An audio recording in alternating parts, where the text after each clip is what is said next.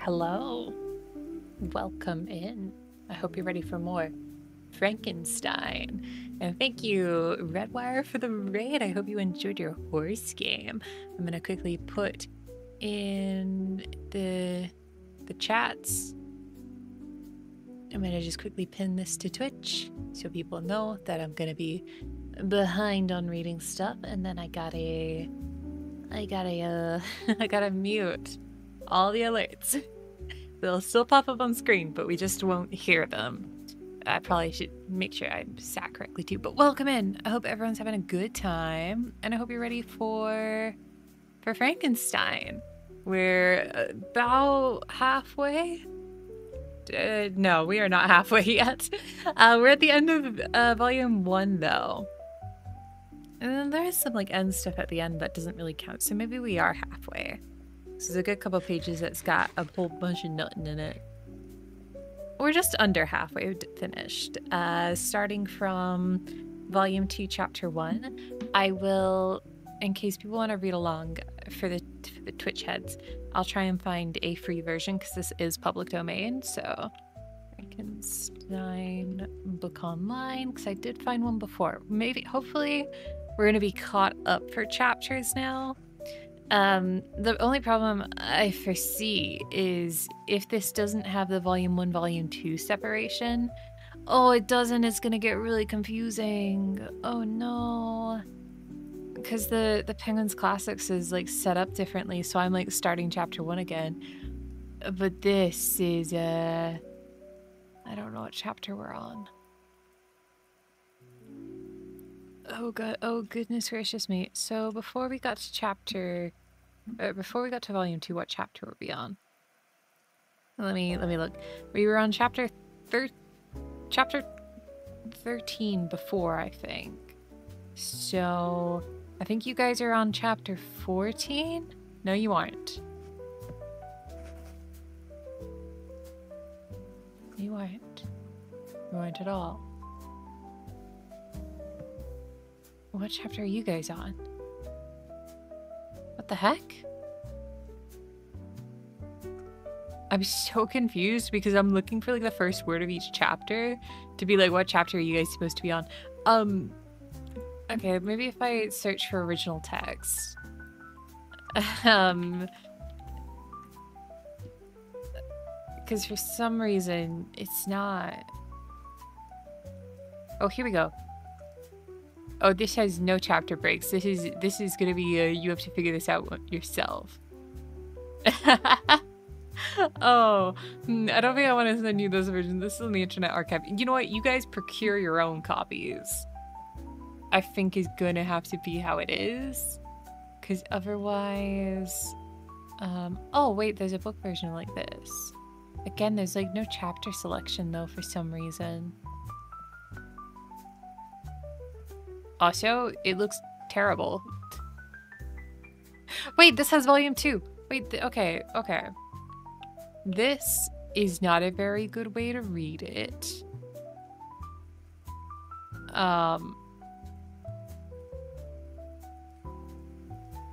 But it is a way to read it. So I'll send you this. Page 156. There you go. That's the link and where we're at, just in case you want to read along. I will quickly get myself ready so you can open the link, find the page if you want to read along. Otherwise, have me on in the background, go to a different tab, maybe just watch me read. I don't know what your preferences are. Here's the disclaimer that I keep forgetting to give before each stream. I am not a professional reader. I'm not very good with words. So if I stumble over any words or mispronounce something, I deeply apologize. I'm doing my best This is from 1818. There are some words here that I've never seen before. But we'll go through it together.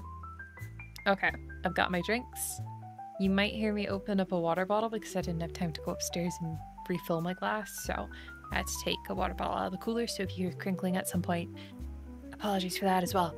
We're gonna keep this cool, we're gonna keep this relaxed, chill time, and we're all good. Okay, I'm taking a drink, and then we're gonna start Volume 2, Chapter 1. I'm also gonna close the tab that I just linked to because I'm gonna get confused when I look up and see that. Okay. I could also put you guys on the lower screen because I'm not gonna use my lower screen. I'm thinking with fire here. Okay. You guys ready? Let's go. Chapter 1. Nothing is more painful to the human mind than, after the feelings have been worked up by a quick succession of events, the dead calmness of inaction and certainty which follows, and deprives the soul both of hope and fear. Justine died. She rested, and I was alive. The blood flowed freely in my veins, but a weight of despair and remorse pressed on my heart, which nothing could remove. Sleep fled from my eyes. I wandered like an evil spirit, for I had committed deeds of mischief beyond description horrible, and more, much more. I persuaded myself, was yet behind.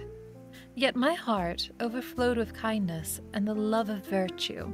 I had begun life with a benevolent intentions, and thirsted for the moment when I should put them in practice, and make myself useful to my fellow beings. Now all was blasted. Instead of the serenity of consciousness, which allowed me to look back on the past with self-satisfaction, and from thence to gather promise of new hopes, I was seized by remorse and the sense of guilt, which hurried me away to a hell of intense tortures such as no language can describe. This state of mind preyed upon my health, which had entirely recovered from the first shock it had sustained. I shunned the face of man. All sound of joy or complacency was torture to me. Solitude was my only consolation. Deep, dark, death-like solitude. My father observed with pain the alteration perceptible in my disposition and habits, and endeavored to reason with me for the folly of giving way to my immoderate grief. "Do you think, Victor," said he, "that I do not also suffer? No one could love a child more than I loved your brother." Tears came to his eyes as he spoke. "But it is not duty to the supervisors that we should refrain from augmenting their unhappiness by appearance of immoderate grief. It is also a duty owed to yourself, for excessive sorrow prevents improvement or enjoyment, or even the discharge of daily usefulness, without which no man is fit for society." This advice, although good, was totally inapplicable to my case. I should have been the first to hide my grief and console my friends, if remorse had not mingled its bitterness with other sensations. Now I could only answer my father with a look of despair, and endeavour to hide myself from his view. About this time we retired to our house at Bellerive. This change was particularly agreeable to me. The shutting of the gates regularly at 10 o'clock, and the impossibility of remaining on the lake after that hour, had rendered our residence within the walls of Geneva very irksome to me. I was now free. Often, after the rest of my family had retired for the night, I took the boat and passed many hours upon the water. Sometimes, with my sails set, I was carried by the wind, and sometimes, after rowing into the middle of the lake, I left the boat to pursue its own course, and gave way to my own miserable reflections. I was often tempted, when all was at peace around me, and I was the only unquiet thing that wandered the restless, in a scene so beautiful and heavenly. If I except some bat, or in a scene, or the frogs, whose harsh and interrupted croaking was heard only when I approached the shore, often, I say, I was tempted to plunge into the silent lake, that the waters might close over me and my calamities forever. But I was restrained, and I thought of the heroic and suffering Elizabeth, who I tenderly loved, and whose existence was bound upon in mine. I thought also of my father and surviving brother. Should I, by my baser desertion, leave them exposed and unprotected to the malice of the fiend whom I let loose among them? At these moments I wept bitterly, and wished that peace would revisit my mind, only that I might afford them consolation and happiness. But that could not be. Remorse extinguished every hope.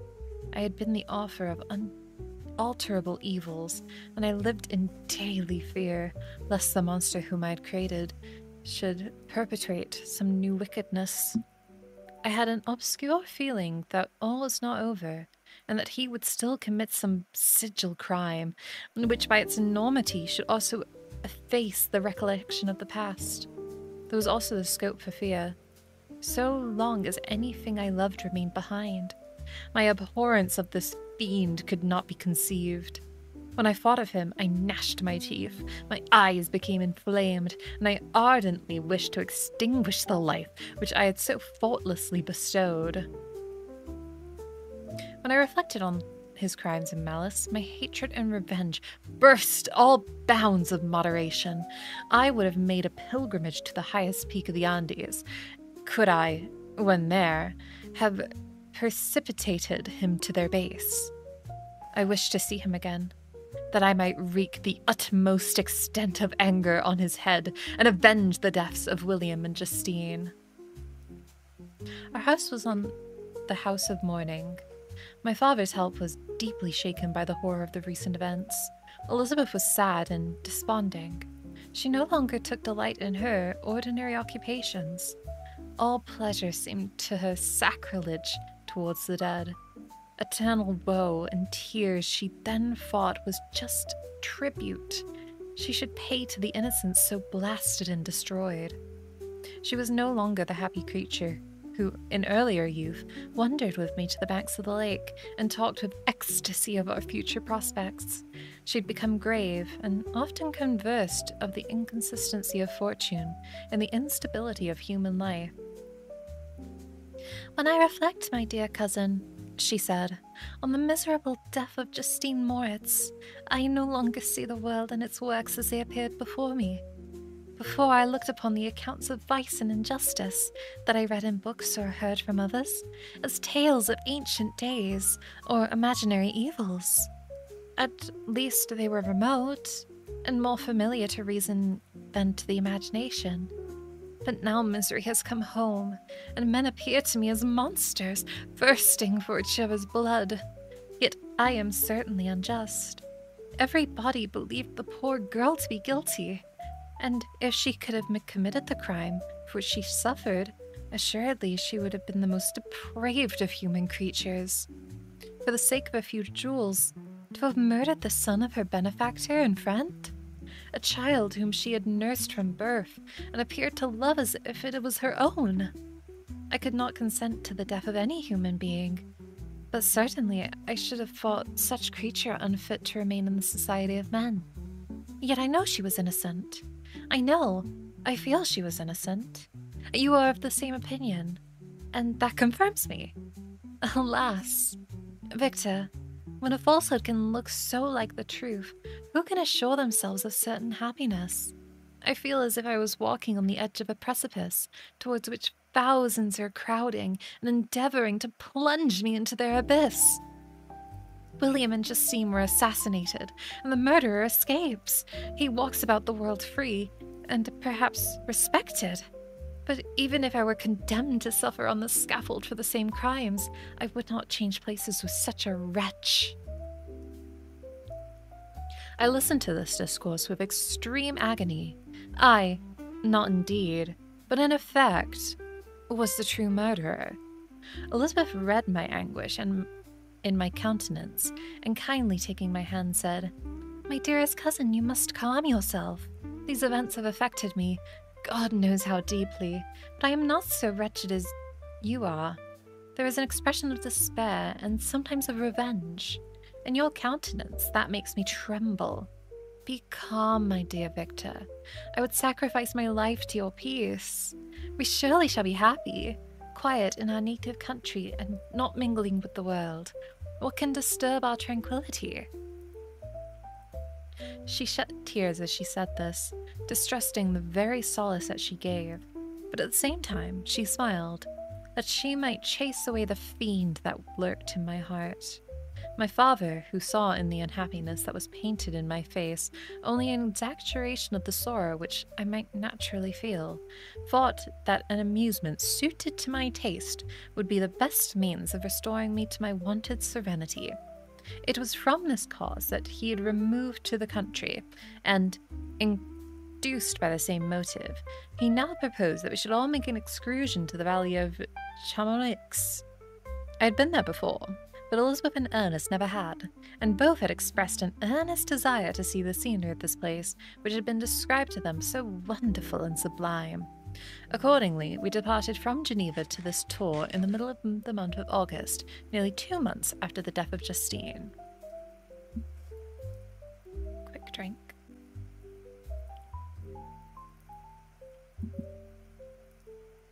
The weather was uncommonly fine, and if mine had been a sorrow to be chased away by any fleeting circumstance, this excursion would have certainly have had the effect intended by my father.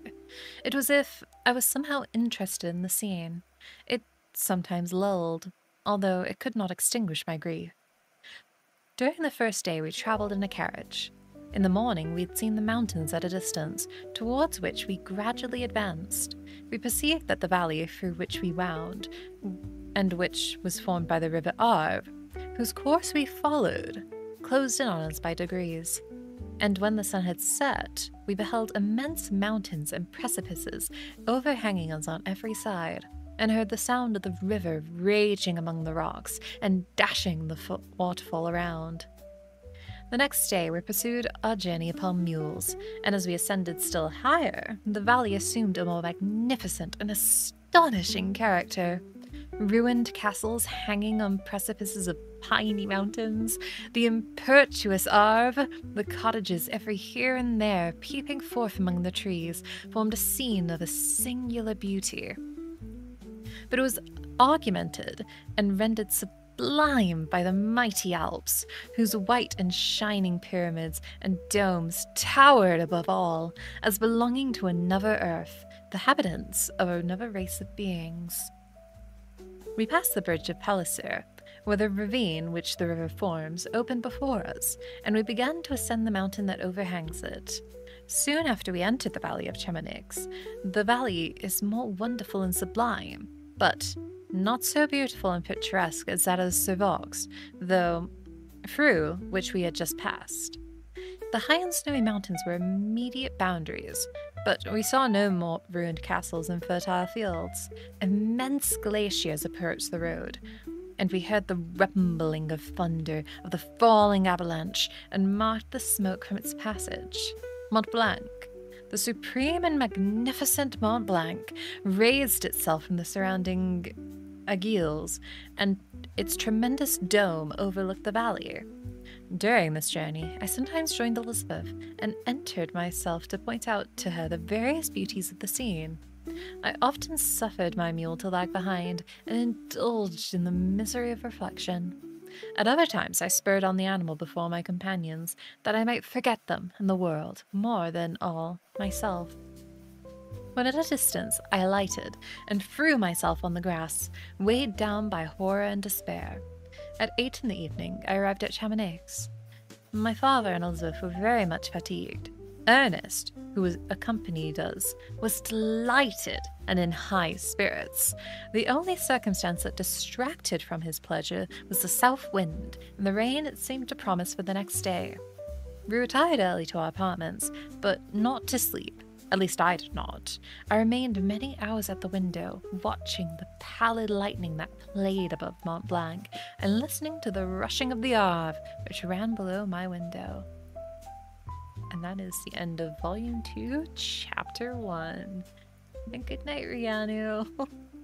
Oh, hello and good night. That was it. I didn't even get to say hello. Already gone. And thank you so much for the follow. I keep them anonymous. Anonymous follower. I almost said the name. Oh my goodness. Oh, that was it. That was a pretty good chapter. Mostly a lot of Victor Frankenstein feeling bad for himself. It was a good but depressing chapter. They really won't. I don't know if I should feel sorry for Victor Frankenstein. Obviously, like, this is his own doing, but he didn't really mean it to go this far. It's just hard because he's such a prick. I'll keep it nice. I do love Elizabeth. She's so sweet. She's so kind. Honestly, I don't think Victor deserves her in any sense of the word. I think she's too good for him, but I mean, she likes the guy, so what am I to say? What am I to say? It's like seeing the skittish cat, you know? A little sad and sopping wet. Yeah, Victor Frankenstein is sopping wet. I think it's just one line that like made me giggle a little bit in this is, it was right towards the end. During this journey, I sometimes joined Elizabeth and exerted myself to point out to her the various beauties of the scene. I'm just imagining him riding next to Elizabeth and just mansplaining the scenery. Because, like, the scenery is described very well. But that line, I'm just like, Elizabeth just has to listen to him hark on about this. He's a mansplainer. Call me bored. I would prefer you didn't refer to me as that. But thank you for asking. I do appreciate it. I'm not old enough for that word to be called that. Alright.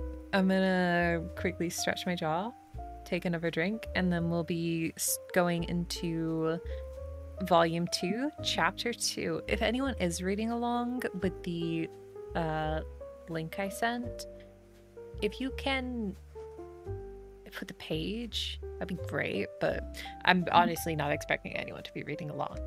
I only do this for the extreme rare circumstances someone does come in and is like, I would like a copy too to read along. Okay, I'm gonna shut up for a second so I can drink, stretch out my jaw, and then get on to Chapter 2 of Volume 2 of the original 1818 text.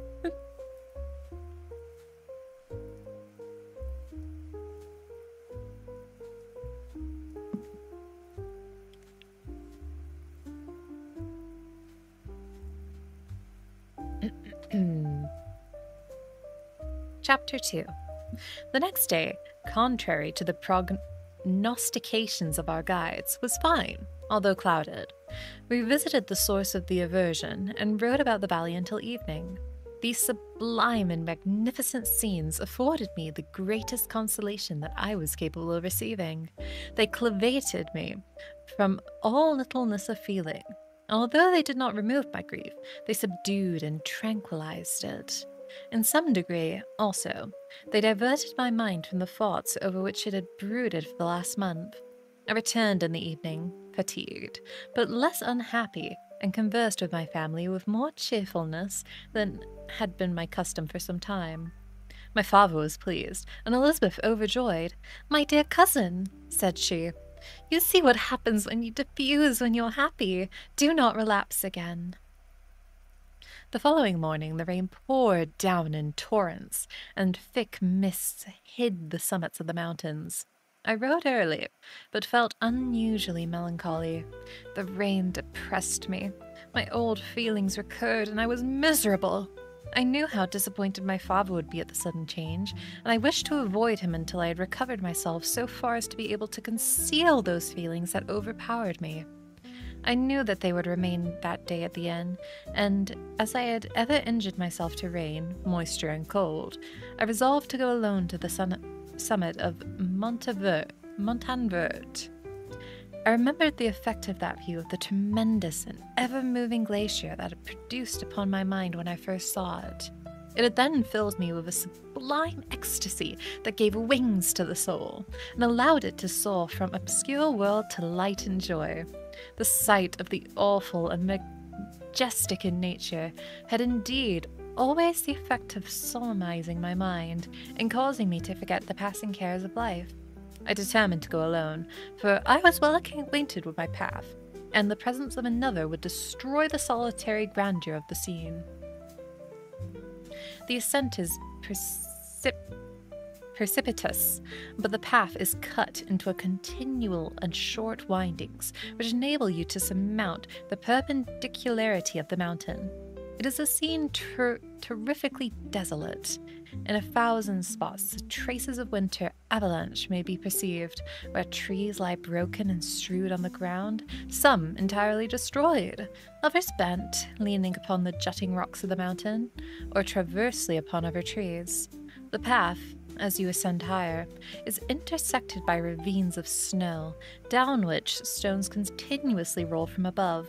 One of them is particularly dangerous, as the slightest sound, such even as speaking in a loud voice, produces a concussion of air sufficient to draw destruction upon the head of the speaker. The pines are not tall or luxuriant, but they are somber, and add an air of severity to the scene. I looked on the valley beneath. Vast mists were rising from the rivers which ran through it, and curling in thick reefs around opposite mountains, whose summits were hid in the uniform clouds, while rain poured from the dark sky, and added to the melancholy impression I received from the objects around me. Alas!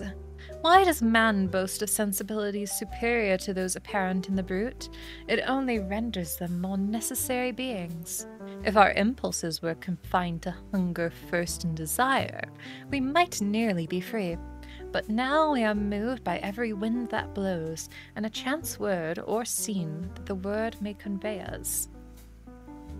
We rest a dream, his power to poison sleep. We rise. One wandering thought pollutes the day. We feel, conceive, or reason, laugh or weep, embrace fond woes, or cast our cares away. It is the same, for it be joy or sorrow. The path of its departure is still free. Man's yesterday may ne'er be like his morrows. Naught may endure but mutability. It was nearly noon when I arrived at the top of the ascent.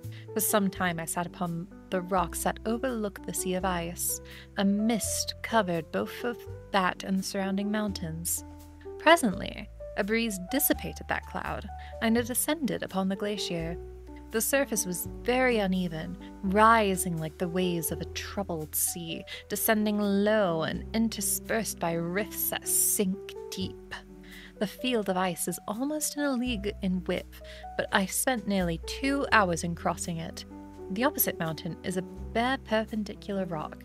From the side which I now stood, Mount Vert was exactly opposite, at the distance of a league, and above it rose Mont Blaine, in awful majesty. I remained in the recess of the rock, gazing on this wonderful and stupendous scene. The sea, or rather the vast river of ice, wound among its dependent mountains, whose aerial summits hung over in recesses. Their icy and glittering peaks shone in the sunlight over the clouds. My heart, which was before sorrowful, now swelled with something like joy. I exclaimed, "Wandering spirits, if indeed ye wander, you do not rest in your narrow beds. Allow me this faint happiness, or take me as your companion away from the joys of life." As I said this, I suddenly beheld the figure of a man, at some distance, advancing towards me with superhuman speed. He bounded over the crevices in the ice, among which I had walked with caution. His stature also, as he approached, seemed to exceed that of a man. I was troubled. A mist came over my eyes, and I felt a faintness seize me, but I was quickly restored by the cold gale of the mountains. I perceived, as the shape came nearer, sight tremendous and abhorred, that it was that wretch whom I had created. I trembled with rage and horror, and resolving to wait his approach, and then close with him in mortal combat. He approached. His countenance bespoke bitter and anguish, combined with disdain and malignity. But its unearthly ugliness rendered it almost too horrible for human eyes. But I scarcely observed this. Anger and hatred had first deprived me of utterance, and I recovered only to overwhelm him with words expressive of furious detestation and contempt. I regret giving him this voice. "Devil!" I exclaim. "Do you dare approach me? And do you not fear the fierce vengeance of a man of my arm wreaked on your miserable head?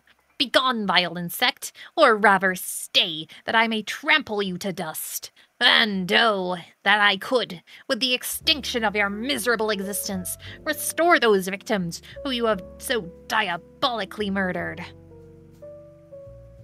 "I expected this reception," said the demon. "All men hate to be wretched. How, then, must I be hated, who am miserable beyond all living things? Yet you, my creator, detest and spurn me, thy creature, to whom thou art bound by ties only dissoluble by the annihilation of one of us. Your purpose to kill me? How dare you sport thus with life? Do your duty towards me, and I will do mine towards you and the rest of mankind. If you will comply with my conditions, I will leave them and you at peace. But if you refuse, I will glut the maw of death until it be satiated with the blood of your remaining friends." "Abhorred monster! Fiend of thou art! The tortures of hell are too mild a vengeance for thy crimes. Wretched devil, you reproach me with your creation. Come on, then, that I may extinguish the spark which I so negligently bestowed." My rage was without bounds. I sprang on him, impelled by all feelings which one can arm against the existence of another. He easily eluded me and said, "Be calm. I entreat you to hear me. But before you give vent to your hatred on my devoted head, have I not suffered enough that you seek to increase my misery? Life, although it may only be an accumulation of anguish, is dear to me, and I will defend it. Remember, thou hast made me more powerful than thyself. My height is superior to thine, my joints more supple, but I will not be tempted to set myself in opposition to thee. I am thy creature, and I will be even mild and docile to my natural lord and king, if thou wilt perform thy part, the which thou owest me.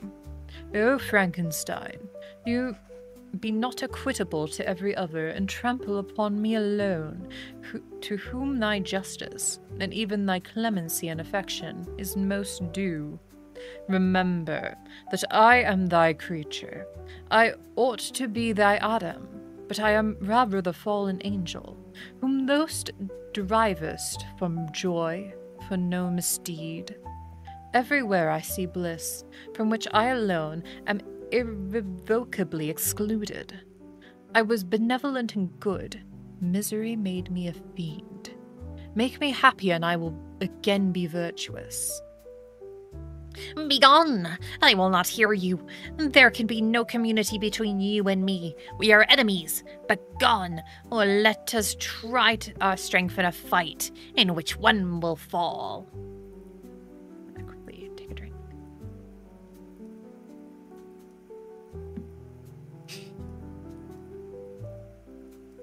How can I move thee? Will no entreaties cause thee to turn a favourable eye upon thy creature, who implores by thy goodness and compassion? Believe me, Frankenstein, I was benevolent and compassion. I was benevolent. My soul glowed with love and humanity.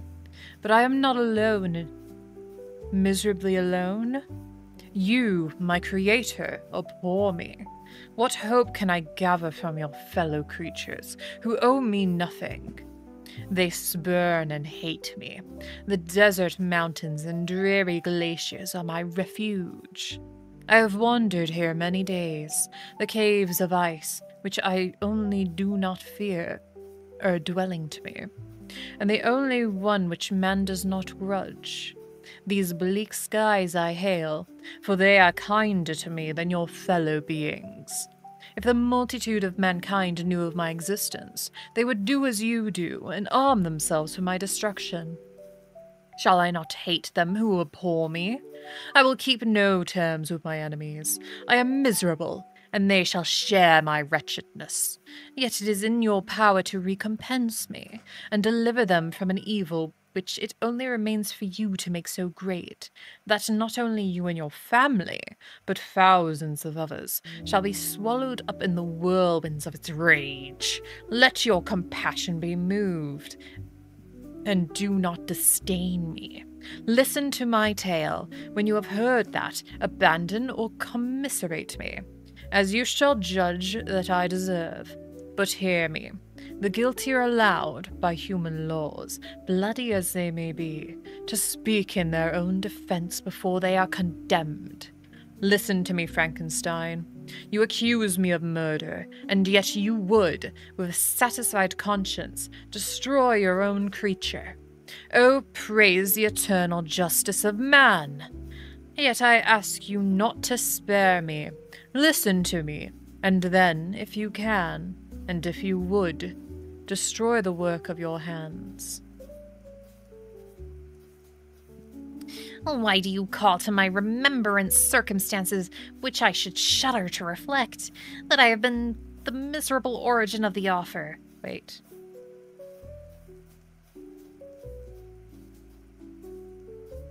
I have to just double check who's speaking. Give me a second.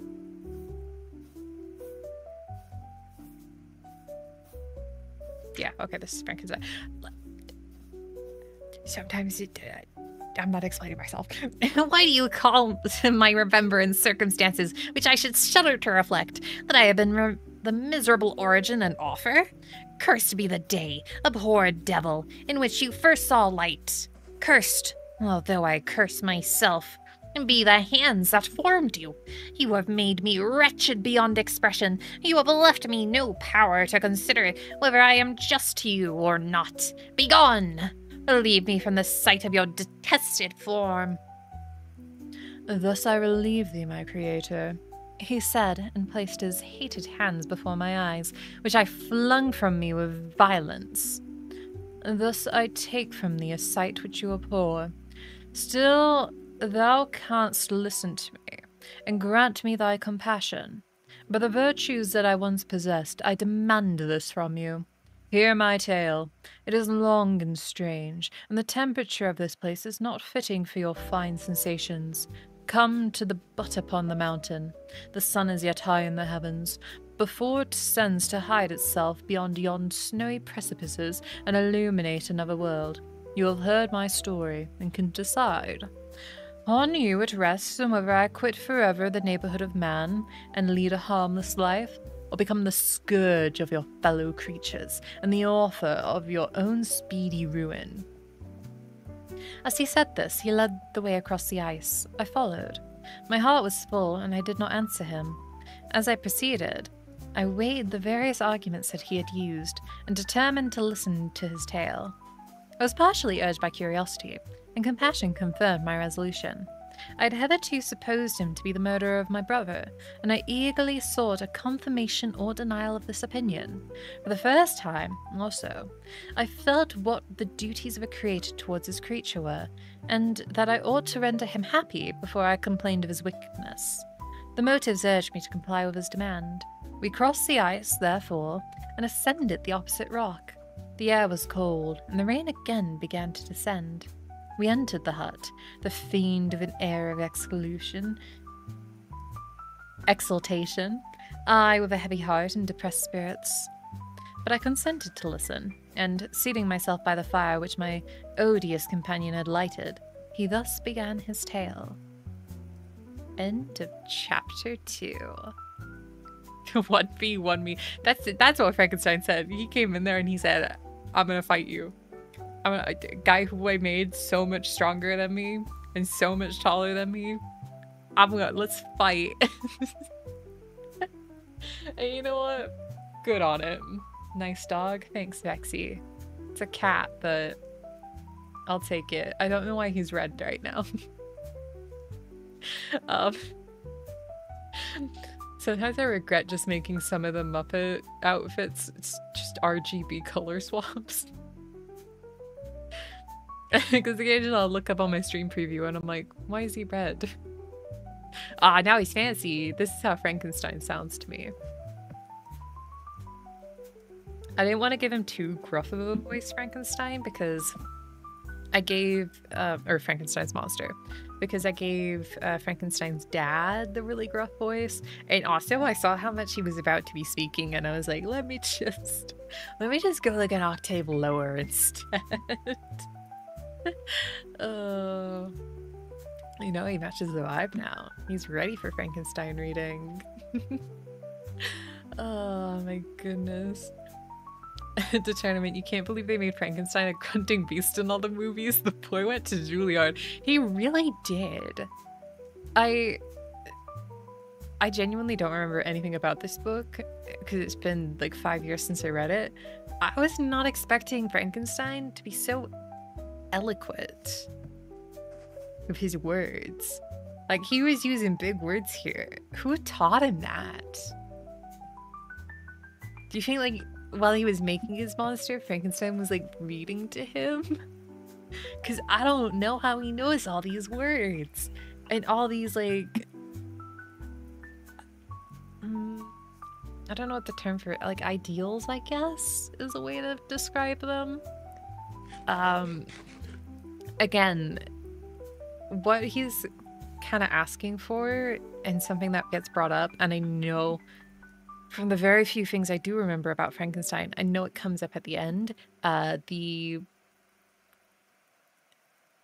idea of fair and due trial. Because we had the trial of Justine earlier, who was accused of murdering William, Victor Frankenstein's younger brother.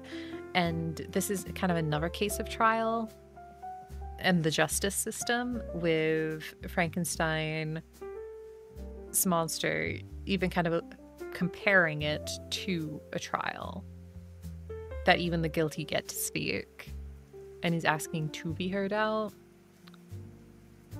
I don't know what to make of it yet with this, but food for thought is something that keeps coming up. Exposing the corpse to Pimsleur and getting that boy on the Rosetta Stone. Honestly, a little bit, yeah. Oh my goodness. Oh my goodness, it's already been like 40 minutes. Does not feel like it. I think we can get through... We'll get through chapter 3 and then let me see how long chapter 4 is. I think we should be able to get up to chapter 5 today. I'm feeling good. Unless chapter 3 really breaks my speaking voice. I think chapter 4 is really short.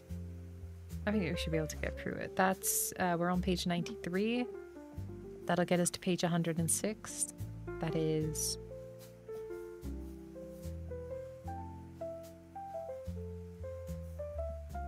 13 pages. I should be able to get that. Is that 13? I don't think I'm mathing correct. That's 8. No, I think it is 8 plus 6. No, it's 14. I was mathing incorrectly. No, it's 13 because we're on page 93. I'm reading. I'm not doing math today. I hope you guys are enjoying though. I'm going to take another quick break to take a sip of a drink and continue on.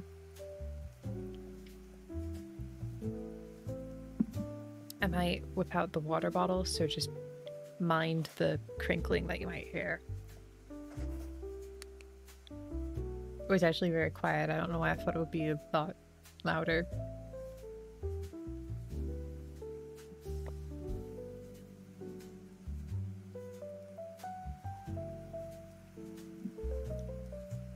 Up, up, up, up, up.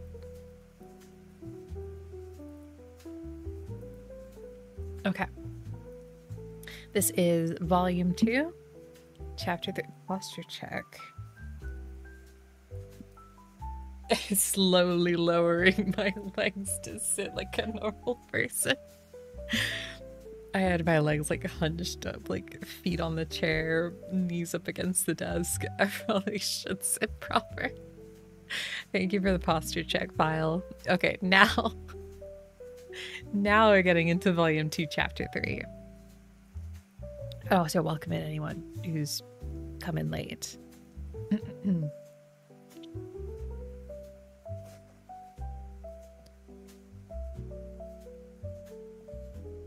Okay, this is going to be a long time of Frankenstein reading. Sorry, I just had to double check who... Alright, I hope you like the Frankenstein voice. We're going to be hearing a good bit of it from chapter 3. It is with considerable difficulty that I remember the original area of my being, and all the events of the period after confused and indistinct. A strange multiplicity of senses seized me, and I saw, felt, heard, and smelt all at the same time. It was indeed a long time before I learned to distinguish between operations of my various senses. By degrees, I remember a stronger light pressed upon my nerves, so that I was obliged to shut my eyes. Darkness then came over me, and troubled me, but hardly had I felt this when, by opening my eyes, as I now suppose, the light poured in upon me again. I walked, and I believe, descended, but I presently found a great alteration in my senses. Before, dark and opaque bodies had surrounded me, impervious to my touch or sight, but now I found that I could wander on at liberty, with no obstacles for which I could not either surmount or avoid. The light became more and more oppressive to me, and the heat wearying me as I walked, I sought a place where I could receive shade. This was the forest near Ingolstadt, and here I lay by the side of the brook, resting from my fatigue, until I felt tormented by hunger and thirst. This roused me from my nearly dormant state, and I ate some berries which I found hanging on the trees, or lying on the ground. I slaked my thirst at the brook, and then laying down, was overcome by sleep.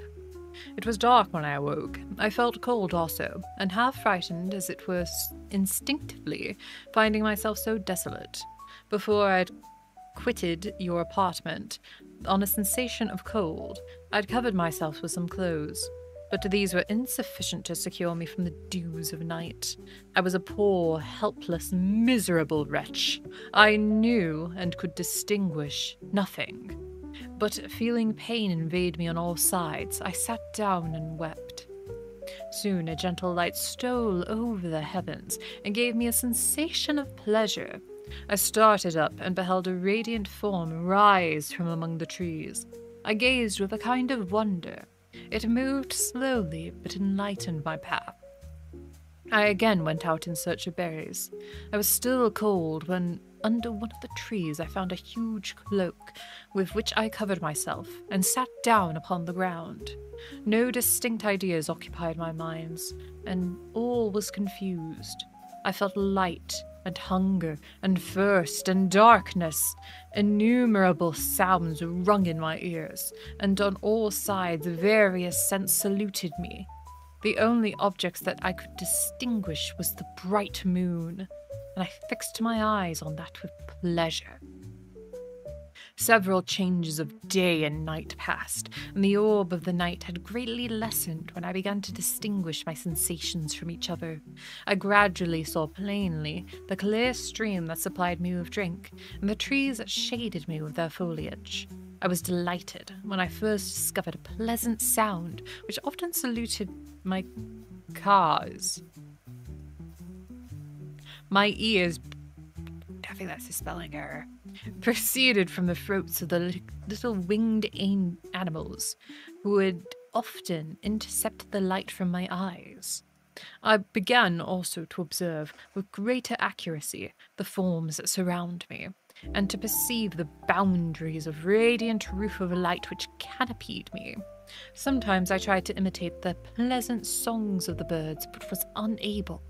Sometimes I wished to express my sensations in my own mode, but the uncouth and inarticulate sounds which broke from me frightened me into silence again.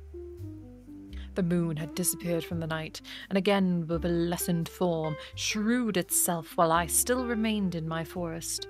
My sensations had, by this time, become distinct, and my mind received every day additional ideas. My eyes became accustomed to the light, and to perceive objects in their right forms. I distinguished the insects from the herb, and by degrees one herb from another. I found that the sparrows uttered none but harsh notes, while those from the blackbird and thrush were sweet and enticing. One day, when I was opposed by cold, I found a fire which had been left by some wandering beggars, and was overcome with delight at the warmth I experienced from it. In my joy, I thrust my hands into the live embers, but quickly drew it out, and again with a cry of pain. How strange, I thought, that the same cause should produce such opposite effects. I examined the materials of fire, and to my joy found it to be composed of wood. I quickly collected some branches, but they were wet and would not burn. I was pained at this, and sat still watching the operation of the fire. The wet wood which I had placed near the heat dried, and itself became inflamed. I reflected on this, and by touching one of the various branches, I discovered the cause, and busied myself in collecting a great quantity of wood, that I might dry it, and have a plentiful supply of fire. When night came on, and sleep brought with it, I was with the greatest fear lest my fire should be extinguished. I covered it carefully with dry wooden leaves, and placed wet branches upon it. And then, spreading my cloak, I lay on the ground and sunk into sleep. It was morning when I awoke, and my first care was to visit the fire. I uncovered it, and a gentle breeze quickly fanned it into a flame. I observed this also, and contrived a fan of branches, which roused the embers when they were nearly extinguished. When night came again, I found with pleasure that the fire gave light as well as heat, and that the discovery of this element was useful for me in my food. For I found some of the offals that the travellers had left had been roasted, and tasted much more savoury than the berries I had gathered from trees. I tried, therefore, to dress my food in the same manner, placing it on the live embers. I found that the berries were spoiled by this operation, and the nuts and roots much improved. Food, however, became scarce, and I often spent the whole day searching in vain for a few acorns to assuage the pangs of hunger. When I found this, I resolved to quit in place that I had hitherto inhabited, to seek for one where the few wants I experienced would be much more easily satisfied. In this emigration, I exceedingly lamented the loss of fire which I obtained through accident, and knew not how to reproduce it. I gave several hours to the serious consideration of this difficulty, but I was obliged to relinquish all attempt to supply it, and wrapping myself up in the cloak, I struck across the woods towards the setting sun. I passed 3 days in these rambles, and at length discovered an open country. A great fall of snow had taken place the night before, and the fields were one of uniform white. The appearance was disconsolate, and I found my feet chilled by the damp substance that covered the ground.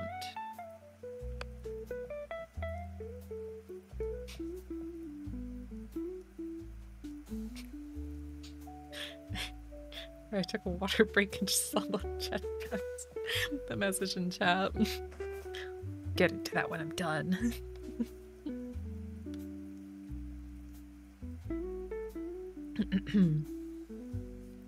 It was about 7 in the morning, and I longed to obtain food and shelter. At length I perceived a small hut on the rising ground which had doubtless been built for the convenience of some shepherd. This was a new sight to me, and I examined the structure with great curiosity. Finding the door open, I entered. An old man sat in it, near a fire over which he was preparing his breakfast. He turned on hearing a noise, and perceiving me, shrieked loudly, and quitting the hut, ran across the fields with a speed of which his debilitated form hardly appeared capable. His appearance just different from any I had ever seen before, and his flight somewhat surprised me.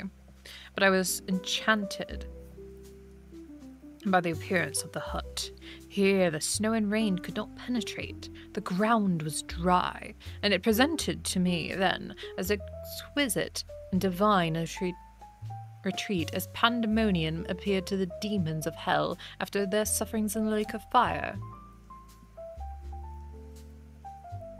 I greedily devoured the remnants of the shepherd's breakfast, which consisted of bread, cheese, milk, and wine. The latter, however, I did not like.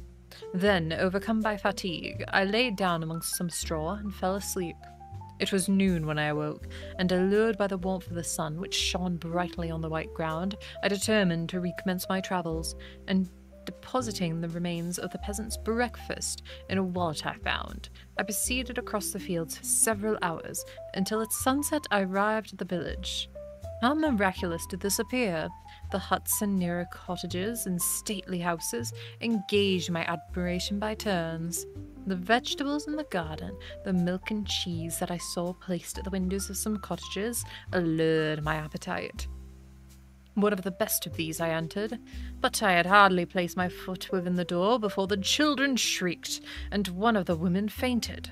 The whole village was roused. Some fled, some attacked me, until grievously bruised by stones and many other kinds of missile weapons, I escaped to the open country, and fearfully took refuge in a low hovel quite bare, and making a wretched appearance after the places I had beheld in the village. This hovel, however, joined a cottage of a neat and pleasant appearance, but after my late dearly bought experience, I dare not enter it. My place of refuge was constructed of wood, but so low that I could, with difficulty, sit upright in it. No wood, however, was placed on the earth, which formed the floor, but it was dry, and although the winds entered it by innumerable chinks, I found it an agreeable asylum from the snow and rain. Here, then, I retreated and lay down, happy to have found shelter, however miserable, from the inclemency of the season, and still more from the barbarity of man. As soon as morning dawned, I crept from my kennel, that I might view the adjacent cottage, and discover if I could remain in the habitation that I found. It was situated against the back of the cottage, and surrounded on the sides, which were exposed by a pigsty and a clear pool of water. One part was open, and by that I had crept in, but now I cover every crevice by which I might be perceived with stones and wood, yet in such a manner that I might move them on occasion to pass out. All the light I enjoyed came through the sty, and that was sufficient to me. Having thus arranged my dwelling and carpeted it with clean straw, I retired.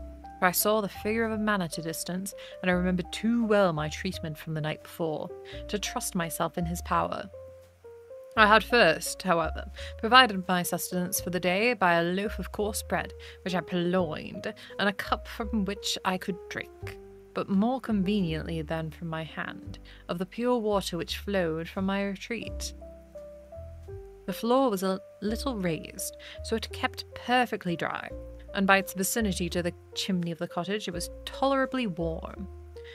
Being thus provided, I resolved to reside in this hovel until something should occur which might alter my determination. It was indeed a paradise, compared to the bleak forest, my former residence, with the rain-dropping branches and dank earth. I ate my breakfast with pleasure, and was about to remove a plank to procure myself a little water, when I heard a step, and looking through a small chink, I beheld a young creature, with a pail on her head, passing by my hovel.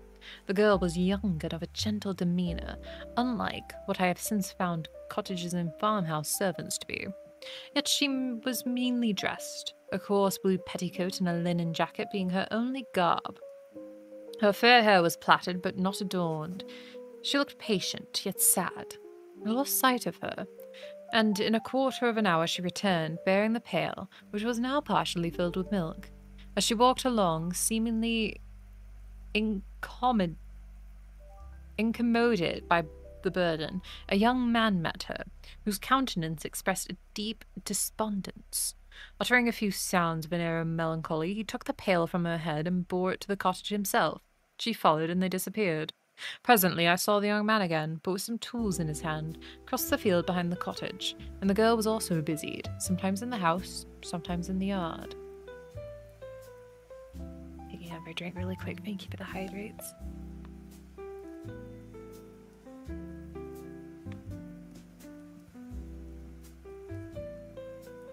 On examining my dwelling, I found that one of the windows of the cottage had formerly occupied a part of it, but the panes had been filled with wood.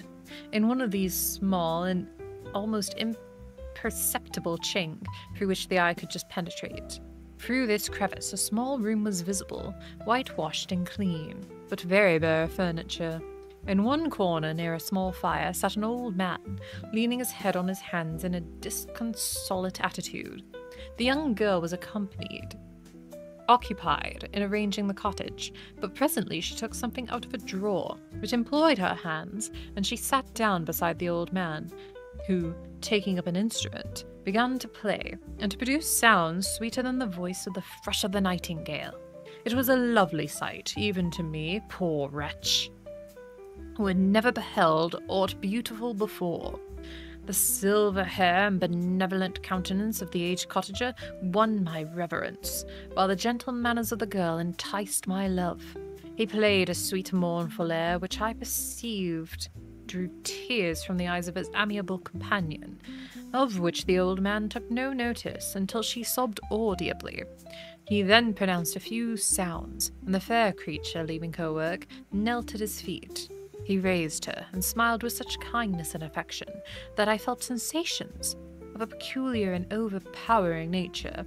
They were a mix of pain and pleasure, such as which I had never before experienced, either from hunger or cold, warmth or food. And I withdrew from the window, unable to bear these emotions. Soon after this, the young man returned, bearing on his shoulders a load of wood. The girl met him at the door, helped him relieve him of his burden, and, taking some of the fuel into the cottage, placed it on the fire. Then she and the youth went apart into a nook of the cottage. He strewed a large loaf and a piece of cheese. She seemed pleased, and went into the garden for some roots and plants, which she placed in water and then upon the fire. She afterwards continued her work, while the young man went into the garden, and appeared busy employed in digging and pulling up roots. After he had been employed thus about an hour, the young woman joined him, and they entered the cottage together. The old man had in the meantime been pensive, but on the appearance of his companions he assumed a more cheerful air, and they sat down to eat. The meal was quickly dispatched. The young woman was again occupied in arranging the cottage. The old man walked before the cottage into the sun for a few minutes, leaning on the arm of the youth.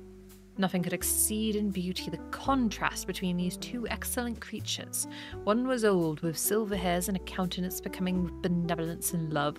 The younger was as slight and graceful in his figure, and his features were moulded with the finest symmetry, yet his eyes and attitude expressed the utmost sadness and despondency. The old man returned to the cottage, and the youth, with the tools different from those he had used in the morning, directed his steps across the field. Night quickly shut in, but, to my extreme wonder, I found that these cottages had a means of prolonging light by the use of tapers, and was delighted to find that the setting of the sun did not put an end to the pleasure I experienced in watching my human neighbours. In the evening, the young girl and her companion were employed in various occupations which I did not understand, and the old man again took up the instrument, which produced the divine sounds that had enchanted me in the morning. So soon as he finished, the youth began, not to play, but to utter sounds that were monotonous, and neither resembling the harmony of the old man's instrument or the song of birds. I since found that he read aloud, but at that time I knew nothing of the science of words or letters.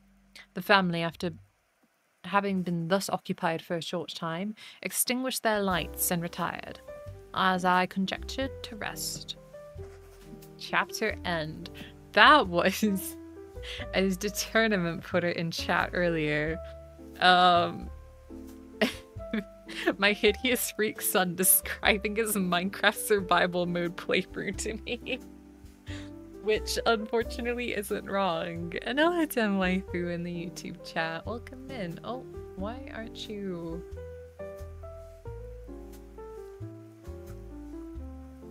There you go. I moved you up. I don't know why you were down there. That's scary. I did not expect... I was like, this chapter's long. I bet a lot's gonna happen here. Half of it was Frankenstein's monster just describing how he lived in the woods for like a couple of weeks. But you know, it was interesting to like read because I'm assuming he's gonna... Oh god, we're gonna be back in our Frankenstein voice in a minute. The next chapter is also all from his perspective.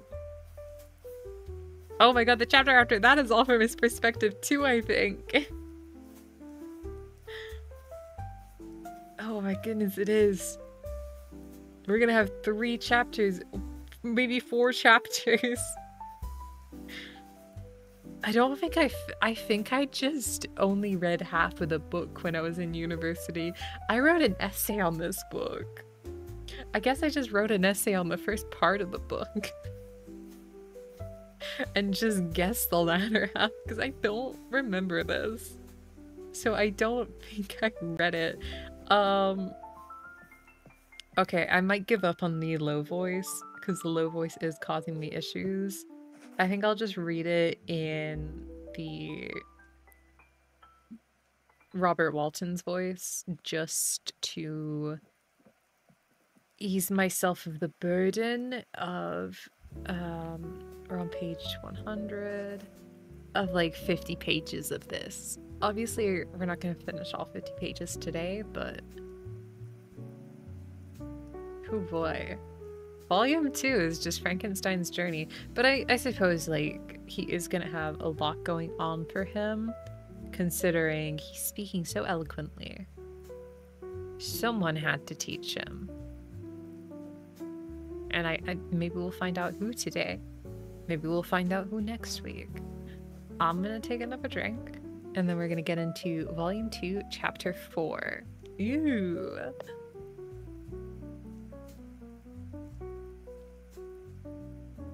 I genuinely do think I just read the first volume and then just guessed. Because we didn't have, like, it was university, so... It was just the essay that was created on. That's embarrassing. I don't know why I didn't finish it. Well, I'm gonna finish it with you guys. I can finally say that I've read all of Frankenstein by the end of this. I'm gonna mute and cough for a sec.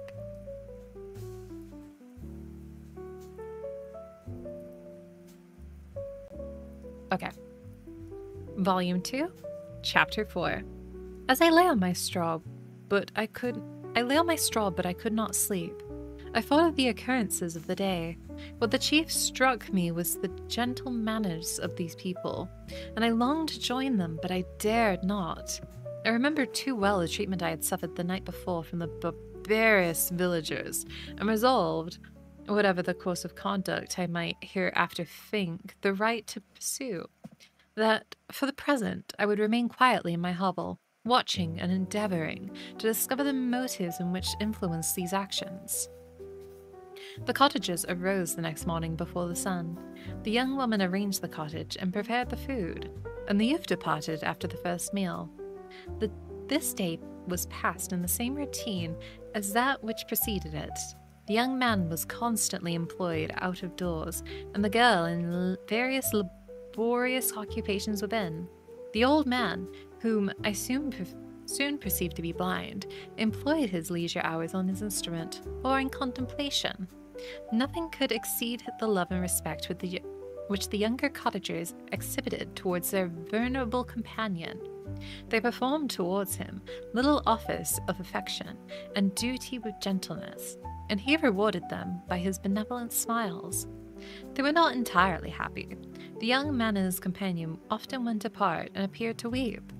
I saw no cause for their unhappiness, but I was deeply affected by it. If such lovely creatures were miserable, it was strange that I, an imperfect and solitary being, should be wretched. Yet why were these gentle beings unhappy? They possessed a delightful house, for such it was in my eyes, and every luxury they had. A fire to warm them when chill, delicious viands when hungry. They were dressed in excellent clothes, and, still more, they enjoyed one another's company and speech, interchanging each day looks of affection and kindness. What did their tears imply? Did they really express pain? I was at first unable to solve these questions, but perpetual attention and time explained to me my many appearances which were at first enigmatic. A considerable period elapsed before I discovered one of the causes of the uneasiness of this amiable family. It was poverty. They all suffered that evil in a very distressing degree. Their nourishment consisted entirely of the vegetables of their garden and the milk of one cow, who gave very little during the winter, when its masters could scarcely procure food to support it. They often, I believe, suffered the pangs of hunger very poignantly, especially the two younger cottagers, for several times they placed food before the old man, when they reserved none for themselves. The trait of kindness moved me sensibly. I had been accustomed, during the night, to steal a part of their store for my own consumption, but when I found that in doing this I inflicted pain on the cottagers, I abstained, and satisfied myself with berries, nuts, and roots, which I gathered from a neighbouring wood. I discovered also another means through which I was enabled to assist their labours. I found that the youth spent a great part of each day collecting wood for the family fire, and during the night, I often took as tools, the use of which I quickly discovered, and brought home firing sufficient for the consumption of several days. I remember the first time I did this. The young woman, when she opened the door in the morning, appeared greatly astonished, seeing a great pile of wood outside. She uttered some words in a loud voice, and when the youth joined her, who also expressed surprise, I observed with pleasure that he did not go to the forest that day, but spent it in repairing the cottage and cultivating the garden. By degrees, I made a discovery of still greater moment. I found that these people possessed a method of communicating their experience and feelings to one another by articulate sounds. I perceived that the words they spoke sometimes produced pleasure or pain, smiles or sadness, in the minds and countenance of the hearers. It was indeed a godlike science, and I ardently desired to become acquainted with it. But I was baffled in every attempt I made for this purpose. The pronunciation was quick, and the words they uttered not having any apparent connection with visible objects. I was unable to discover any clue by which I could unravel the mystery of their reference. By great application, however, and after having remained during the space of several revolutions of the moon in my hovel, I discovered the names that were given to some of the most familiar objects in the discourse. I learned and applied the words fire, milk, bread, and wood. I learned also the names of the cottagers themselves. The youth and his companion had each of them several names, but the old man only had one, which was father. The girl was called sister, or Agatha, and the youth Felix, brother or son. I cannot describe the delight I felt when I learned the ideas appropriated to each of these sounds and was able to pronounce them. I distinguished several other words without being able to, as yet, to understand or apply them, such as good, dearest, and unhappy. I spent the winter in this manner. The gentle manners and beauty of the cottagers greatly endeared them to me. When they were unhappy, I felt depressed. When they rejoiced, I sympathized in their joys. I saw few human beings beside them, and if any other happened to enter the cottage, their harsh manners and rude gait only enhanced to me the superior accomplishments of my friends. The old man, I could perceive, often endeavored to encourage his children, as sometimes I found that he called them, to cast off their melancholy. He would talk in a cheerful accent, with an expression of goodness that bestowed pleasure even upon me. Agatha listened with respect, her eyes sometimes filled with tears, which she endeavored to wipe, always unperceived. But I generally found that her countenance and tone were much more cheerful after having listened to the exhortations of her father. It was not thus with Felix. He was always the saddest of the group, and even to my unpracticed senses, he appeared to have suffered more deeply than his friends. But if his countenance was more sorrowful, his voice was more cheerful than that of his sister, especially when he addressed the old man. I could mention innumerable instances, which, although slight, marred the dispositions of these amiable cottagers. In the midst of poverty and want, Felix carried with pleasure to his sister the first little white flower that peeped out from behind the snowy ground. Early in the morning, before she had risen, he cleared away the snow and obstructed her path to the milk house, drew water from the well, and brought the wood from the outhouse, where, to his perpetual astonishment, he found his store always replenished by an invisible hand. In the day, I believed. Second.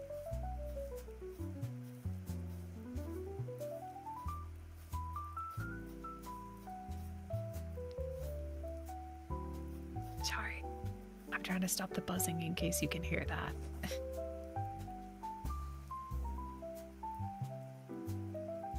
Okay.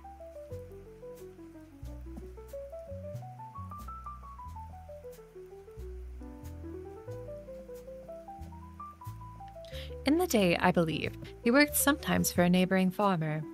Because he often went forth and did not return until dinner, yet brought no wood with him. At other times he worked in the garden, but as there was little to do in the frosty season, he read to the old man and Agatha. This reading had puzzled me extremely at first, but by degrees I discovered that he uttered many of the same sounds when he read as when he talked. I conjectured, therefore, that he found on paper signs for speech which he understood, and I ardently longed to comprehend these also. But how was that possible, when I did not even understand the sounds for which they stood as signs? I improved, however, sensibly in the science, but not sufficiently to follow up any kind of conversation, although I applied my whole mind to this endeavour, for I easily perceived that, although I eagerly longed to discover myself to the cottagers, I ought not make the attempt until I had first become master of their language, which knowledge might enable me to make them overlook the deformity of my figure, for with this also the contrast perpetually presented to my eyes had made me acquainted. I had admired the perfect forms of my cottagers, their grace, beauty, and delicate complexions, but how was I terrified when I viewed myself in a transparent pool? At first I started back, unable to believe that it was indeed I who was reflected in the mirror, and when I became fully convinced that I was in reality the monster I am, I was filled with the bitterest sensations and despondence and mortification. Alas, I did not entirely know the fatal errors of this miserable deformity. As the sun became warmer and the light by day longer, the snow vanished, and I beheld the bare trees and black earth. From this time, Felix was more employed, and his heart-moving indications of impending famine disappeared. Their food, as I afterwards found, was coarse, but it was wholesome, and they procured a sufficiency of it. Several new kinds of plants sprung up in the garden, which they dressed, and these signs of comfort increased daily as the season advanced. The old man, leaning on his son, walked each day at noon, when it did not rain, as I found it was cold when the heavens poured forth its waters. This frequency took place, but a high wind quickly dried the earth, and the season became far more pleasant than it had been before. My mode of life in my hovel was uniform. During the morning I attended the motions of the cottagers, and when they were dispersed in various occupations, I slept. The remainder of the day was spent in observing my friends. When they had retired to rest, if there was any moon, or the night was starlight, I went into the woods and collected my own food and fuel for the cottage. When I returned, as often as it was necessary, I cleared the path from the snow and performed those offices I had seen done by Felix. I afterwards found that these labours, performed by an invisible hand, greatly astonished them, and once or twice I heard them, on these occasions, utter the words "good spirit," "wonderful," but I did not then understand the significance of these terms. My thoughts now become more active, and I long to discover the motives and feelings of these lovely creatures. I was inquisitive to know why Felix appeared so miserable and Agatha so sad. I thought, foolish wretch, that it might be in my power to restore happiness to these deserving people. When I slept or was absent, the forms of their venerable blind father and gentle Agatha and the excellent Felix flitted before me. I looked upon them as superior beings, who would be the arbiters of my future destiny. I formed in my imagination 1,000 pictures of presenting myself to them and their reception of me. I imagined that they would be disgusted, until by my gentle demeanour and consolating words, I should first win their favour, and afterwards their love. These thoughts exhilarated me and led me to apply with fresh ardour the acquiring of the art of language. My organs were indeed harsh, but supple, and although my voice was very unlike the soft music of their tones, yet I pronounced such words as I understood with tolerable ease. It was as the ass and the lapdog, yet surely the gentle ass, whose intentions were affectionate, although his manners were rude, deserved better treatment than blows and exertion. Wait. Excretion. The pleasant showers and genial warmth of spring greatly altered the aspect of the earth. Men who before this change seemed to have been hid in caves, dispersed themselves, and were employed in the various arts of cultivation. The birds sang in more cheerful tones, and the leaves began to bud forth on the trees. Happier, happy earth! Fit habitation for gods, which, so short a time before, was bleak, damp, and unwholesome. My spirits were elevated by the enchanting appearance of nature. The past was blotted from my memory, and present was tranquil, and the future gilded by bright rays of hope and anticipations of joy. Chapter end. Oh man. Oh, poor Frankenstein. Do you know what I think? This isn't a spoiler because apparently I haven't read this. I think what's going to happen is he's going to learn the language a little bit and then show himself only to the blind father who's going to be nice to him, and then he'll probably get some like teachings and stuff through there until one day the brother Agatha and Felix come home. And then they're gonna see him and freak out, and then the old man's gonna freak out too, and he'll have to leave and be really sad about it. That's the vibe I'm picking up. That he's gonna approach the father when he's alone. And the other kids won't know until they do know. And he has to leave, and he gets really sad about it because he's like, damn, even though I learned the language, I know it's so polite and so nice. Because it's the... Obviously you can't see the text thing because I'm reading it out loud, but it's when he was... I thought, and then in brackets it says foolish wretch, that it might be my power to restore happiness to these deserving people. I think that's seriously what he's going to attempt to do, and it's going to backfire, and that's why he's like, foolish wretch. Because he's kind of beaten himself up over believing that he could change something. And it didn't work out. Man. But yeah, I think we're gonna leave it off there for tonight.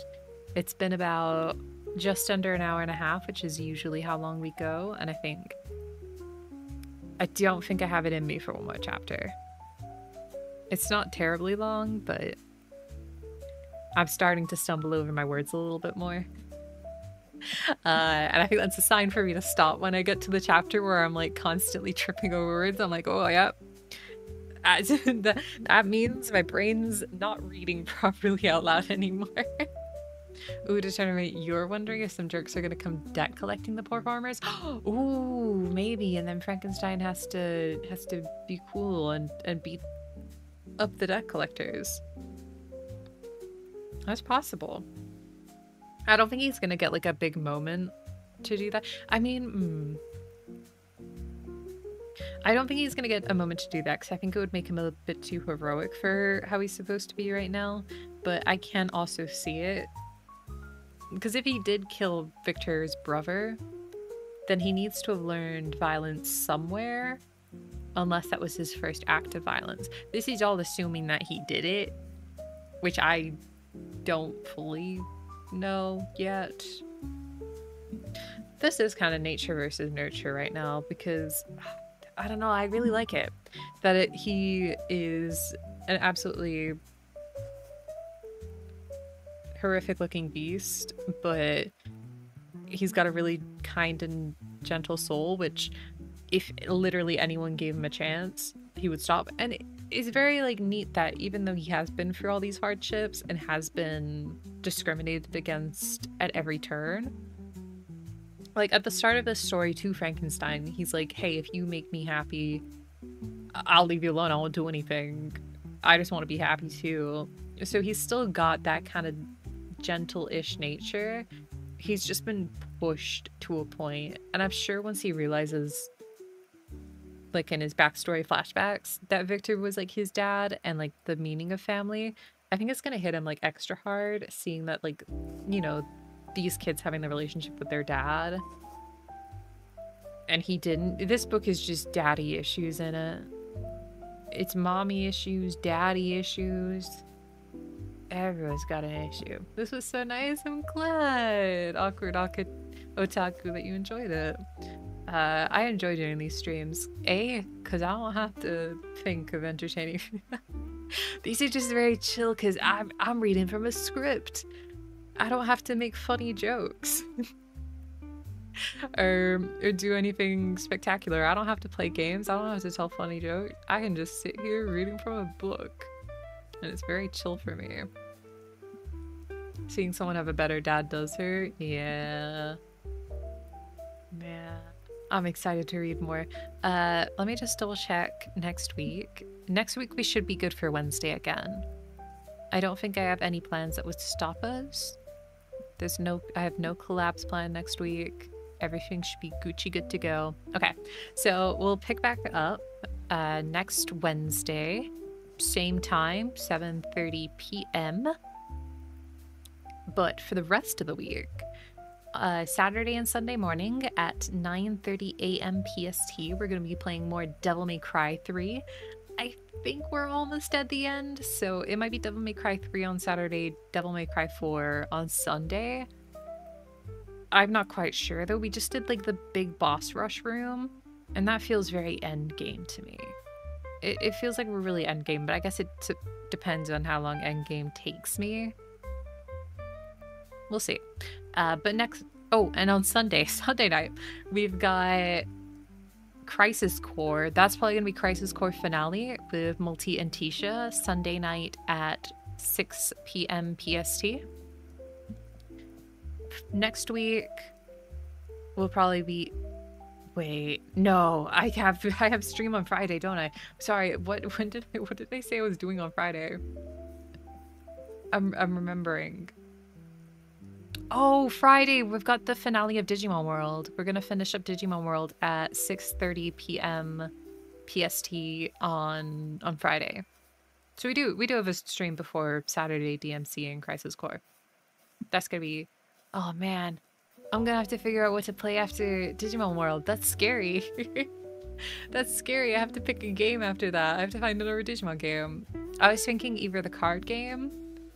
I saw that there was a PSP based on adventure, so if I can get that and like get the English patch, because I think it only released in Japan, we might do it, because that seems really fun to me. And I've never seen it before. Thinking.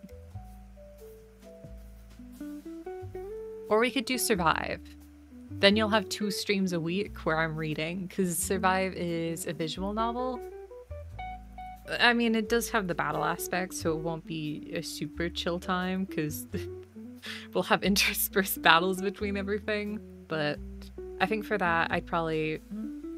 Yeah, it would be easier if I turned off the voices, because it's only in Japanese, the voice acting.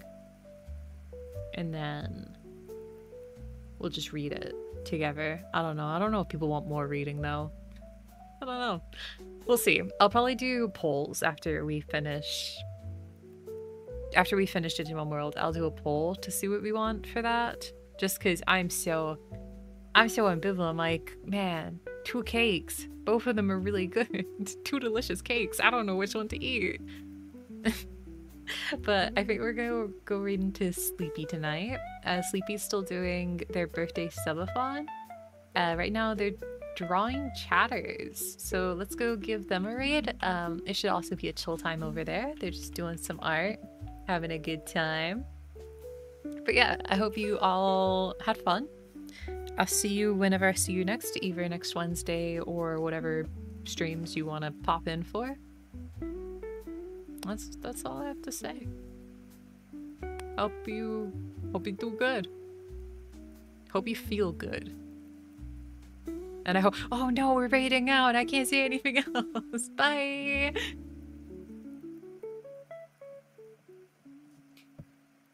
Out my megaphone.